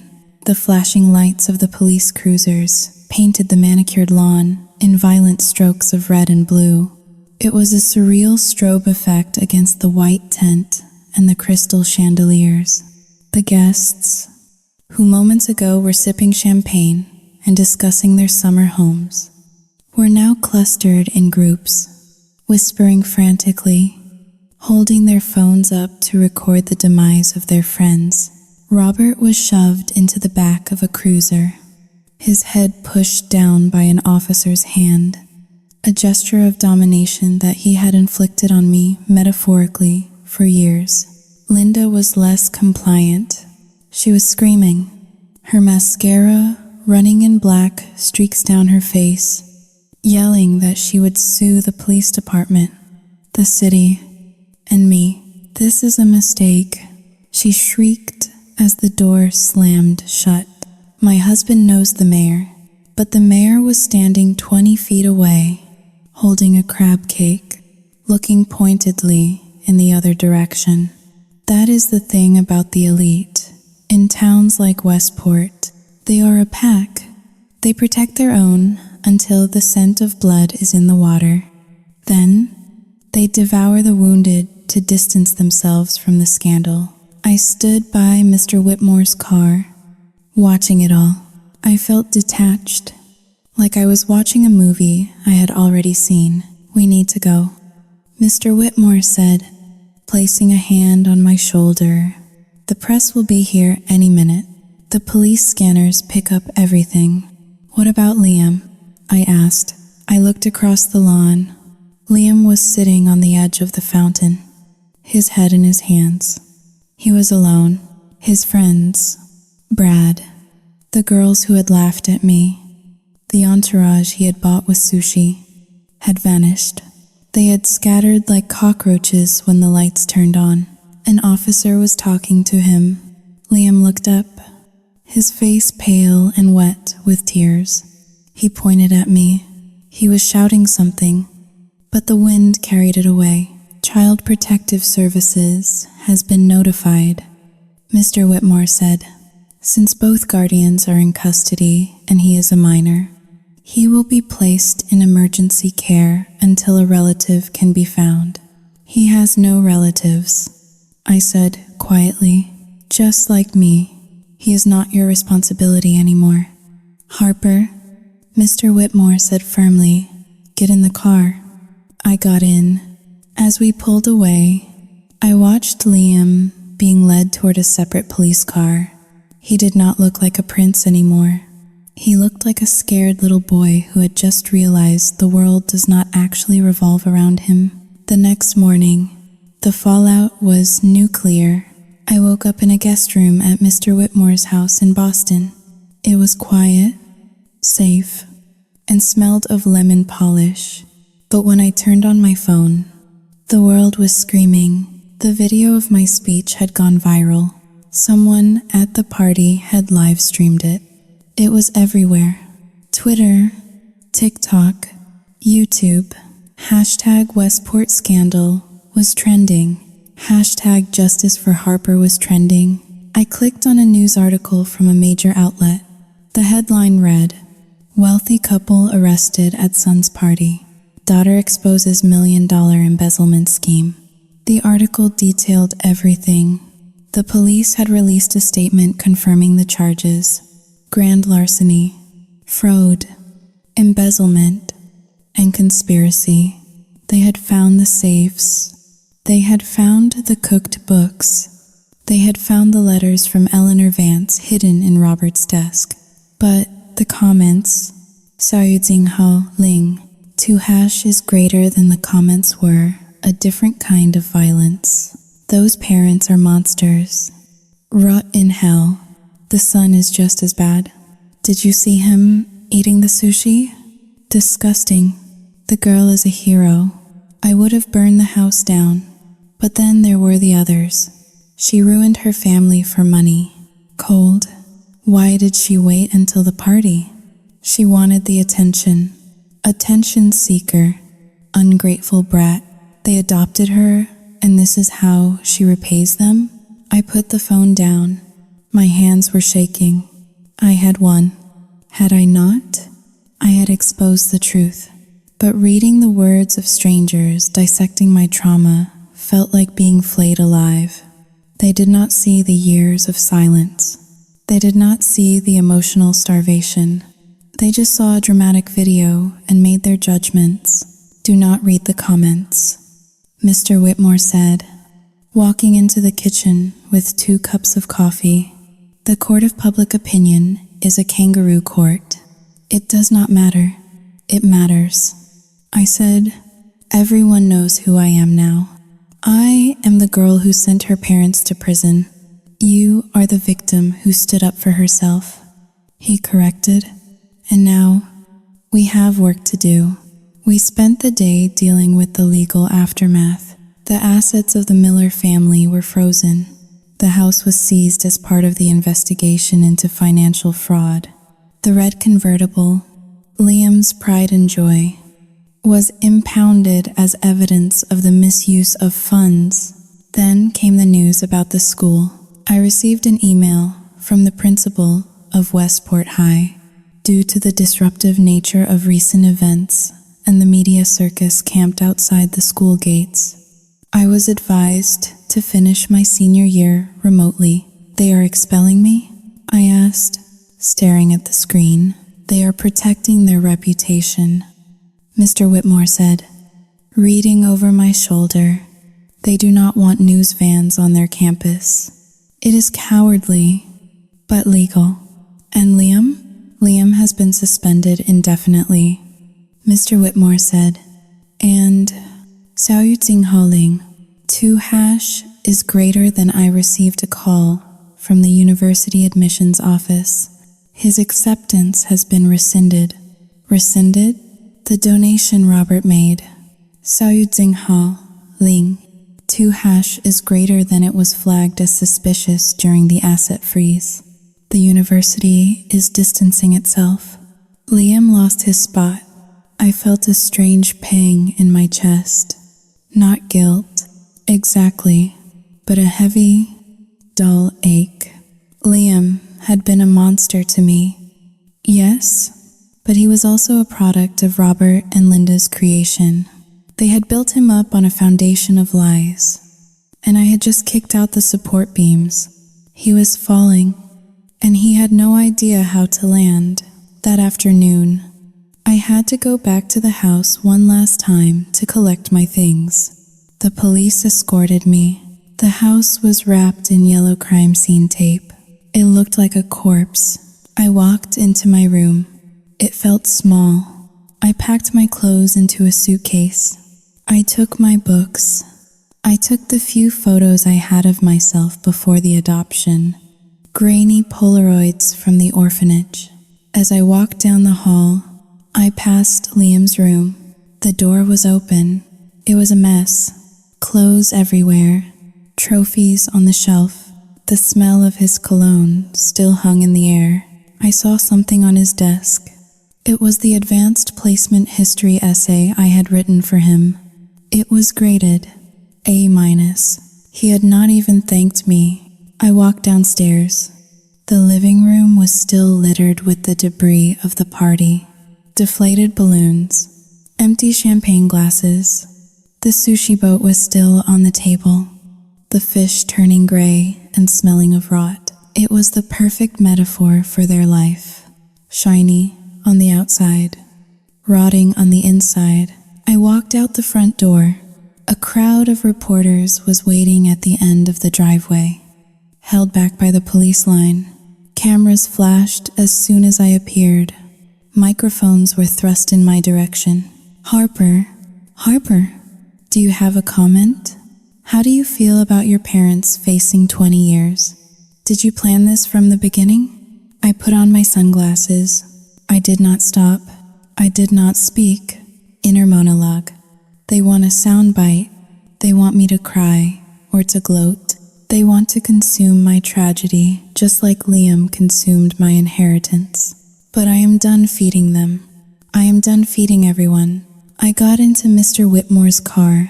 Drive, I said, as we drove away. I looked back at the house one last time. The sun was setting behind it, casting it in shadow. It was a beautiful house, a perfect American dream, and I hoped I would never see it again. But the text message that arrived on my phone 5 minutes later ensured that the nightmare was not quite over. It was from an unknown number. You think you won? Wait until I get out. You are dead to me. And Liam, he had managed to get a phone. He was out there, somewhere in the system, seething with the rage of a king who had lost his crown. I deleted the message. Is everything okay? Mr. Whitmore asked. Fine, I said. Just spam. I looked out the window.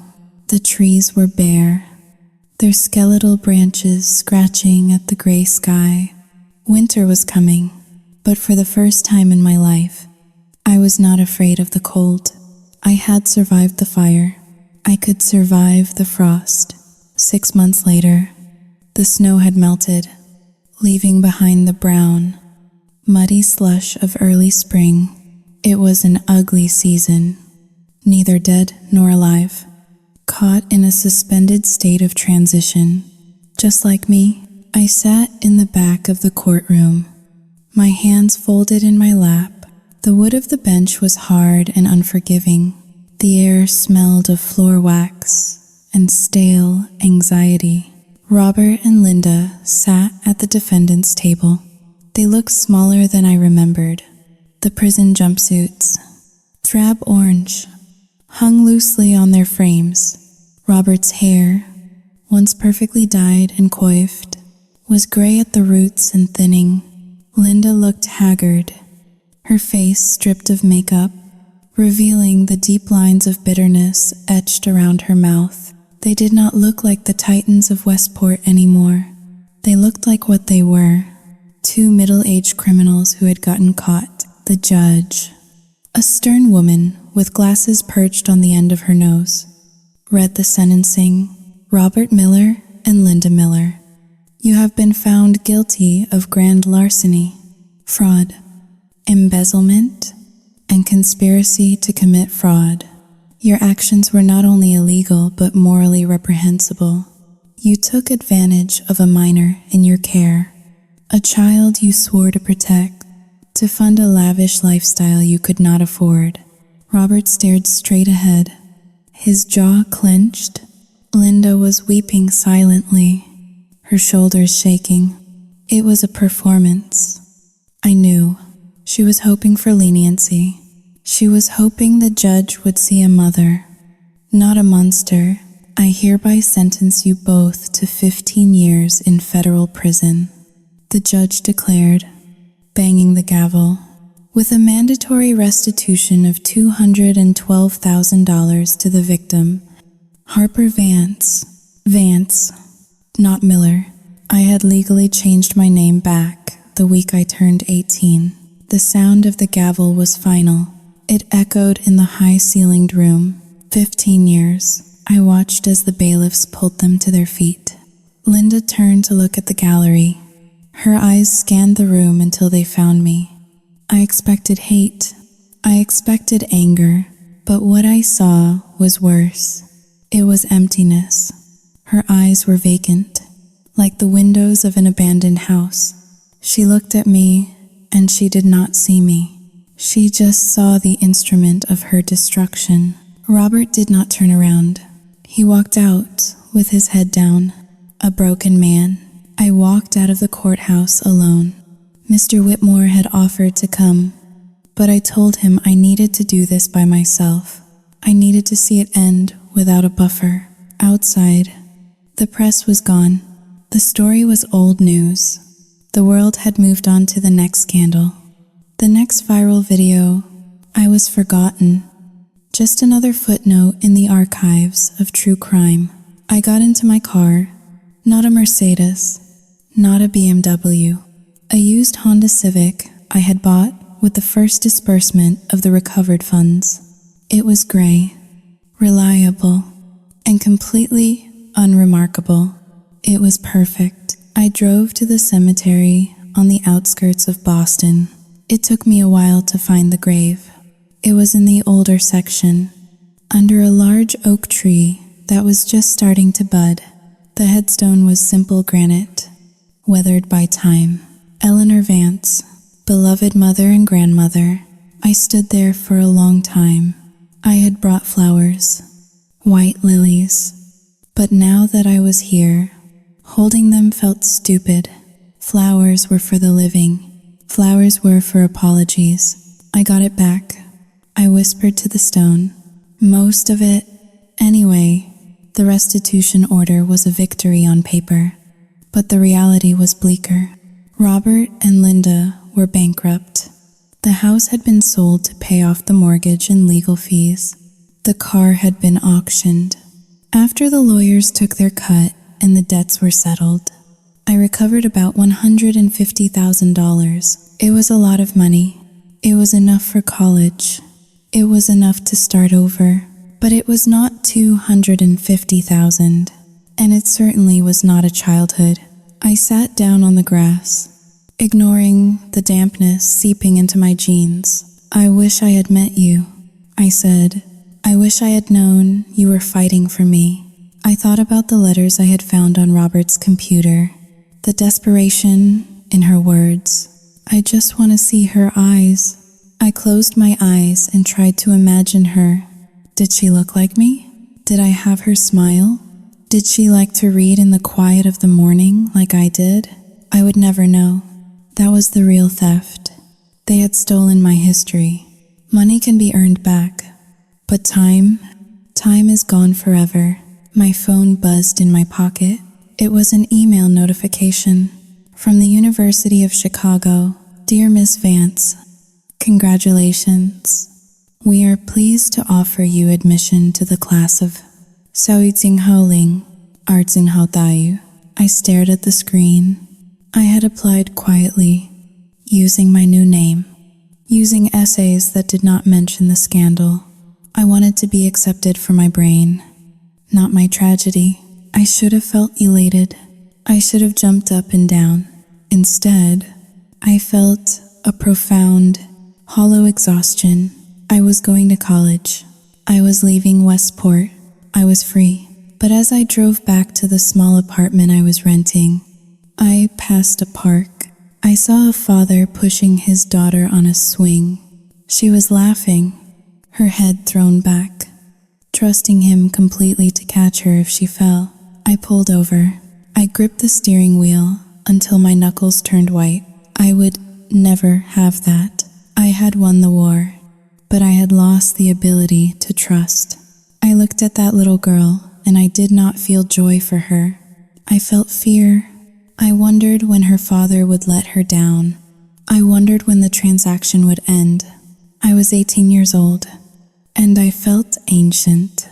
My heart felt like it was made of scar tissue, tough, unfeeling, and incapable of letting anyone in. I drove home in silence.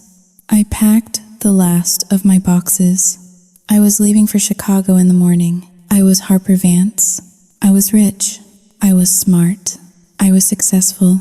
And I was the loneliest person on earth. I stopped for gas one last time before hitting the interstate. My Honda was packed to the brim with boxes, the physical sum of 18 years of life. The gas station was on the edge of town, a dingy place that smelled of diesel and stale coffee. It was the kind of place the old Liam would never have been caught dead in.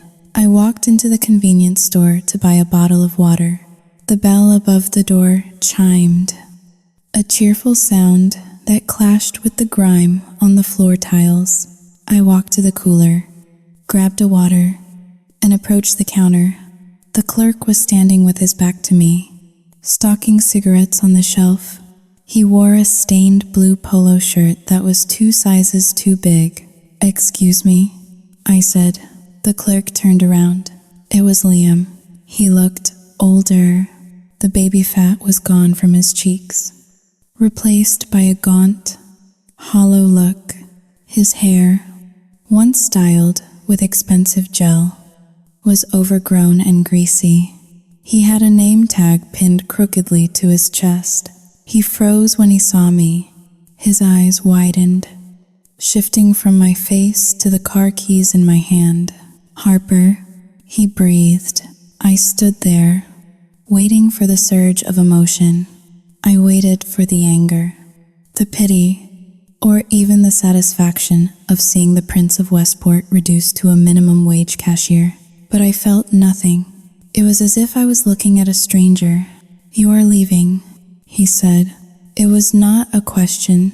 "I am going to Chicago," I replied. He looked down at the counter.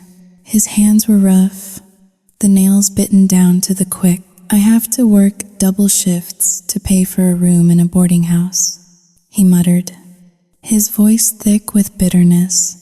"Mom and Dad call me collect from prison every week. They cry, they blame you, they tell me to find a lawyer to sue you." I placed a $5 bill on the counter. "Keep the change," I said. Liam looked at the money, his face twisted. For a second, I thought he would throw it back at me.